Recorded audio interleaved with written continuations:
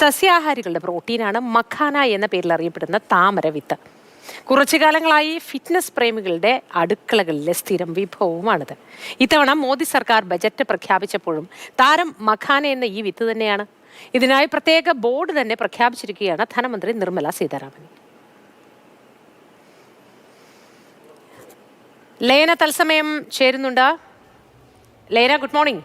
Good morning. മഖനയൊക്കെ കഴിക്കാൻ ഇഷ്ടപ്പെടുന്ന ആളാണോ? മോദി, ഞാനൊരു വെജിറ്റേറിയൻ ആണ്. എന്നാൽ ഇതുവരെ ഞാനിത് കഴിച്ചിട്ടില്ല. ഇന്നലെ ബജറ്റ് പ്രഖ്യാപനത്തോടു കൂടിയാണ് ഞാൻ ശ്രദ്ധിക്കുന്നത്. ശേഷം ഞാൻ ഗൂഗിളിൽ സെർച്ച് ചെയ്യുകയും ഇത് വെച്ച് എന്തെല്ലാം ഡിഷസ് ഉണ്ടാക്കാം എന്നുള്ളതൊക്കെ നോക്കി. അപ്പം ഇത് ബീഹാറിലാണ് ഏറ്റവും കൂടുതൽ ഉൽപ്പാദിപ്പിക്കുന്നത്. ബീഹാറിൽ 90% ഉൽപ്പാദിപ്പിക്കുന്നുണ്ട്.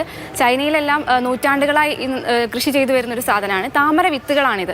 പോഷകയോഗ്യമായ വിത്തുകളാണ്. ഇത് വെച്ച് നമുക്ക് സൂപ്പ് ഉണ്ടാക്കാം, പുഡിംഗ് ഉണ്ടാക്കാം. കൂടാതെ പാലക് മക്കാന, മക്കാന കാ റൈത്ത, മക്കാന ആലു തിക്കി, ഫൂൽ മക്കാന, ആലു മക്കാന, ബീഹാറി മക്കാന തുടങ്ങി ഒരുപാട് ഡിഷസ് നമുക്കിത് വെച്ച് ഉണ്ടാക്കാൻ പറ്റും. കൂടാതെ പോഷകയോഗ്യമായ ഈ താമര വിത്തുകൾക്ക് അനവധി ഗുണങ്ങളേറെയാണ്. ഡയറ്റ് പ്രേമികൾക്കിടയിൽ അവർ എപ്പോഴും എന്നും ദിനം പ്രതി ഉപയോഗിക്കുന്നൊരു സാധനമാണിത്. കൂടാതെ ബ്ലഡ് പ്രഷർ കൺട്രോൾ ചെയ്യാനും നമ്മുടെ ചർമ്മം സംരക്ഷിക്കാനും കൂടാതെ എന്താ പറയുക, ശരീരഭാരം കുറയ്ക്കാനും എല്ലാം ഈ മഖാന വിത്തുകൾ കൊണ്ട് സാധിക്കും.